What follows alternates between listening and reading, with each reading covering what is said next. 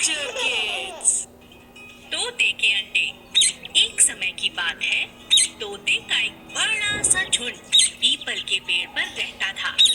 मगर वे सब तोते बहुत उदास रहते थे, क्योंकि पास के गांव का एक शिकारी अक्सर आकर उनके छोटे छोटे अंडों को चुराकर ले जाता था। शहर में जाकर उन्हीं अंडों से जब बच्चे निकलते, उन्हें वह बेच देता। एक दिन एक तोते ने कहा, मेरा इस पेड़ पर रहने का दिल नहीं करता है। वह शिकारी जब चाहे आकर हमारे अंडों को चुराकर ले जाता है।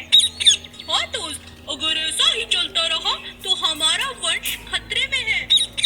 हाँ दोस्त, तुम ठीक कहते हो। अगर ऐसा ही चलता रहा तो हमारा वंश एक दिन समाप्त हो जाएगा और हम सब अकेले हो जाएंगे। तभी अचानक शिकारी के जोर से चिल्लाने की आवाज आई। बचाओ, बचाओ, बचाओ, कोई तो मेरी जान बचाओ। अरे, ये तो उसी शिकारी की आवाज है। लगता है ये फिर से अंडों को चुराने आ रहा है। मगर ये बचाओ बचाओ क्यों कह रहा है? आखिर क्या हो सकता है? आखिर क्या बात है? नहीं नहीं, लगता है ये किसी मुसीबत में है। हमें इसकी मदद करनी चाहिए। मैं इस शिकारी की कोई मदद नहीं करूँगा। हमारे दुखों का कारण यही तो है। मिट्ठू तोता, जो दिल का बहुत अच्छा था, उसे शिकारी पर बहुत दया आई। मिट्ठू तोते ने कहा, मैं उसकी मदद जरूर करूँगा। मिट्ठू तोते को छोड़कर कोई भी शिकारी की मदद करने के लिए नहीं गया। मिट्ठू तोता जब शिकारी की मदद करने पहुंचा तो उसने देखा शिकारी दर्द से तड़प रहा है और उसके पैर पर सांप के दांतों के निशान हैं। लगता है शिकारी को सांप ने काटा है। मुझे इनकी जान बचानी होगी। मिट्ठू तोता तुरंत वैद्य जी के पास गया और उन्हें लेकर शिकारी के पास आया। वैद्य जी ने तुरंत सारा जहर निकाल दिया। धन्यवाद वैद्य जी, आज आपने मेरी जान बचा ली। धन्यवाद मेरा नहीं, मिट्ठू तोते का करो, जिसने समय रहते मुझे बुला लिया। शिकारी मिट्ठू तोते से अपने किए हुए कामों की माफी मांगता है और कहता है कि अब वह कभी उनके अंडों को नहीं पकड़ेगा। हेलो बच्चों, आज मैं आपको सोने की अंडा देने वाली एक मुर्गी की कहानी सुनाऊंगी। एक गांव में एक आदमी था और वो अंडे का व्यापार करता था। उसके पास एक बहुत बड़ा मुर्गियों का फार्म भी था। उसमें बहुत सारे मुर्गियां थे। हर दिन वो आदमी पोल्ट्री फार्म में आकर सब मुर्गियों का देखभाल करता था और जो भी अंडे आते थे उसको मार्केट में बेचकर आता था। एक दिन वो सड़क पे जा रहा था और एक मुर्गी को देखा। वह मुर्गी बहुत प्यासी और भूखी थी।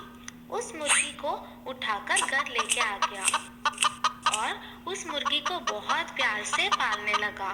धीरे धीरे उस मुर्गी तंदुरुस्त बन गई और वो आदमी उस मुर्गी की बहुत ख्याल रखने लगा। हर दिन की तरह वो अपने फार्म पे आया और वो मुर्गी के दिए हुए अंडे को देखकर चौंक गया। वहाँ पर एक सोने का अंडा था। अरे, ये क्या है? ये तो सोने का अंडा लग रहा है। हाँ, ये सोना का ही अंडा है। मेरी तो किस्मत निकल पड़ी। अब मजा आएगा, मैं अमीर बन जाऊंगा। उस दिन के बाद हर रोज वो मुर्गी एक सोने का अंडा देती थी। उस अंडे को लेकर वो आदमी सब जरूरत की चीजें खरीदने लगा। कुछ ही दिन में वो गाड़ियाँ, एक बड़ा सा मकान और बहुत सारे गाय और बैल भी खरीद लिया। एक महीने के बाद उसको घर में खरीदने के लिए कुछ भी नहीं बचा। इतने में उसके मन में लालच की वजह से एक बुरी ख्याल आया।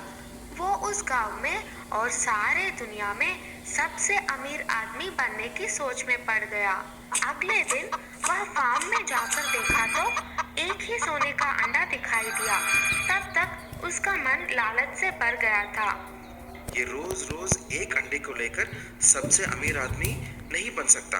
क्यों ना आज मैं इस मुर्गी को काट कर सब अंडे एक ही बार निकाल देता हूँ और इस दुनिया में बहुत बड़ा अमीर आदमी बन जाऊँ। और वो आदमी लालची से उस मुर्गी की पेट काट डाला। काट के देखा तो उसमें कोई भी अंडा नहीं था।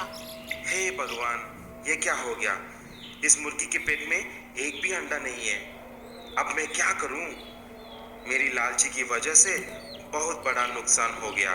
तो बच्चों, इस कहानी से हमें यह सबक मिलता है कि लालच की वजह से हमेशा नुकसान ही होता है। जंगल के बीचों बीच एक गुफा थी जहाँ एक सियार रहता था। एक दिन वह पानी और भोजन की तलाश में गुफा से बाहर निकला। तभी उस जंगल का राजा शेर, जो दिन भर भोजन की तलाश कर थक चुका था, गुफा के अंदर जाकर आराम करने लगा।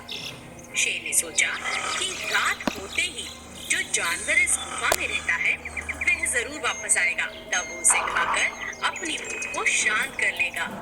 यह सोचकर शेर गुफा में आराम करने लगा और जब ये सियार अपनी गुफा में पहुंचा तो अचानक उसने गुफा के द्वार पर शेर के पंजों के निशान देखे। कहीं मेरी गुफा के भीतर राजा शेर तो नहीं? जरूर कुछ गड़बड़ है। मुझे अंदर जाने से पहले पता लगाना होगा, नहीं तो आज राजा शेर मुझे अपना भोजन बना लेगा। सियार बहुत समझदार था। उसने अपनी गुफा के अंदर द्वार और आसपास बहुत ध्यान से देखा। उसने पाया कि राजा शेर के पंजों के निशान भीतर जाने के हैं, परंतु बाहर आने के नहीं। बस इसी बात से वह अब समझ चुका था कि राजा शेर गुफा के अंदर ही था। तभी उसने एक उपाय निकाला और गुफा के बाहर से जोर से आवाज लगाई,